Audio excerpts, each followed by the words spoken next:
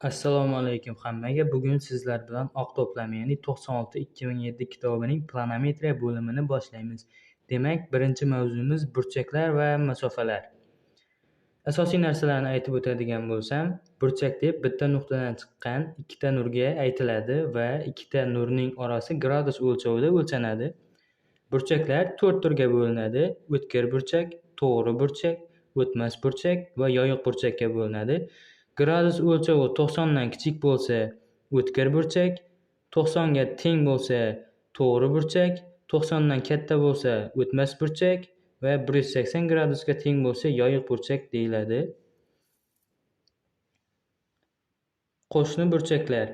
Qo'shni burchaklar alfa va beta yig'indisi 180 gradusga teng bo'ladi va vertikal burchaklar, ya'ni ikkita to'g'ri chiziqning kesishidan hosil bo'lgan figuraga aytiladi. Bu yerda alfa bir-biriga teng, beta va beta bir-biriga teng bo'ladi. 60 bu alfa 60 bo'lsa, bu ham 60, bu 90 bo'lsa, bu ham 90 bo'ladi.